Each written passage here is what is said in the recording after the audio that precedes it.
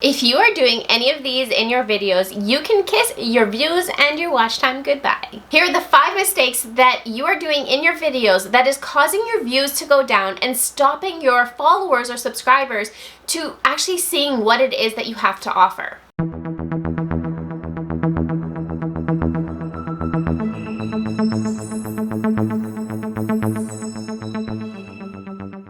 Now, if you came over from Instagram, you probably already saw that Reels video that I posted where I talked about the common mistakes people are doing in their videos, or what I see people do in their videos. If you aren't already following me on Instagram, then go head over to @kate.redding and check out that video over there.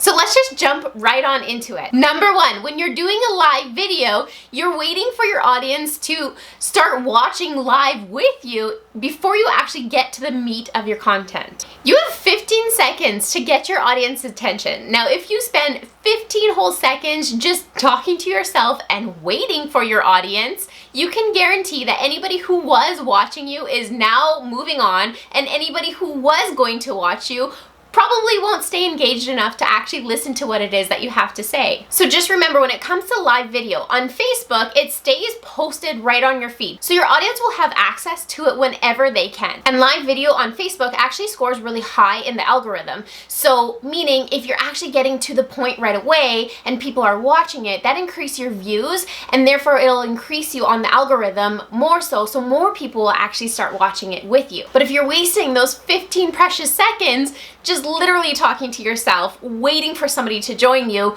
you can kiss all of that goodbye. Now, Instagram is kind of the same thing, where after you go live, it does stay posted on the live feed portion of your stories for 24 hours, but you have the option actually to save it as a draft to post later, or just post it right onto your IGTVs right then and there. So again, I want to reiterate, the point is that you want to get to your content right away, get to the meat of it, start getting to that point immediately within those 15 seconds. So you give that opportunity for anybody who will watch later to get that content that you're trying to deliver. Which actually brings me to my next point. Not having a strong enough intro or a hook that captures your audience's attention immediately. So your hook should happen within those first 15 seconds. You should give insight to why somebody should keep watching your video. What is the video going to be about? Here's some really good examples of intros that you can use to help get your engagement and your views up. My clients lost X amount of pounds following my personalized programs.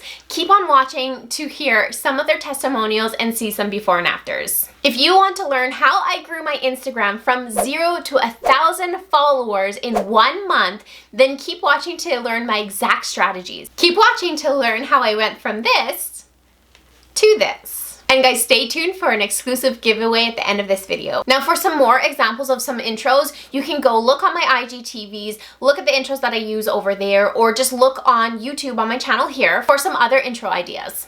Number 3, not being specific enough to the content you are delivering. Okay, so I want you to get to the point, and get to the point as quickly as possible. These last 2 really all come down to scripting your videos. Now, scripting can be its own mistake all on its own. Creating a script for yourself not only makes sure that you stay on point when it comes to your video, but will also give you that layer of pre-planning that will make sure you don't miss out any vital information for your followers. What I don't want you to do is go off on some side rant conversation that has nothing to do with the actual purpose of your video.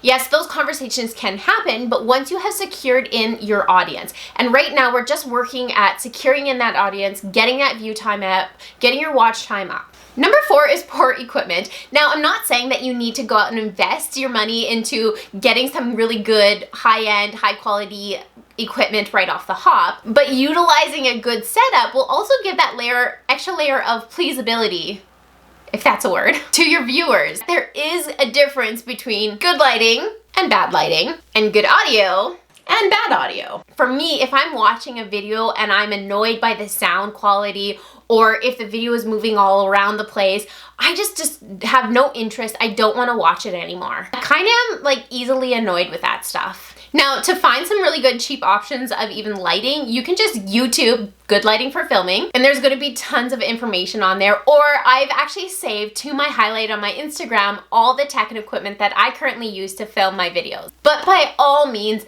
please have a way of propping up your phone or your camera versus just holding it in your hand. You want to have that fixed stability, and you don't want to make your viewers sick just by watching your videos. Now, the last one, and by far to me this is the most important one, is all about your energy.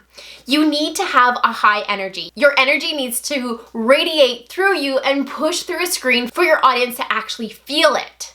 If you have a low energy in your video, your audience will feel that way. And you want to initiate a feeling. You want somebody to watch your video and feel good, feel energized, feel fulfilled, feel all the things when they're watching your video. Because just as much as what you have to say in your video is about how you're making your audience feel.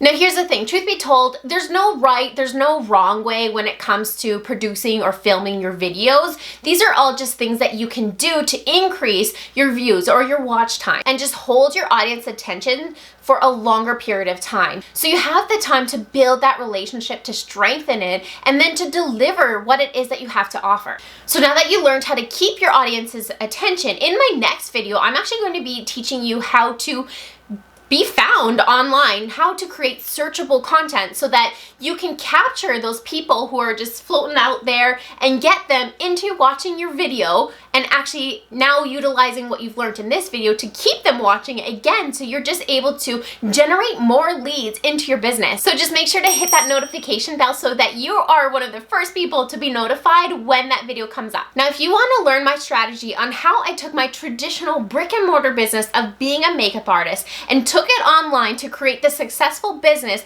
that I don't depend on clients walking through my doors, sitting in my chair, that is actually generating passive income, then make sure you subscribe to this channel and check out some of these videos over here to learn all of my strategies. I post videos every Tuesday and Thursday that will not only teach you my strategy, but will also show you and teach you how to produce high quality videos just like this one for you to utilize in your business. See you guys in the next one.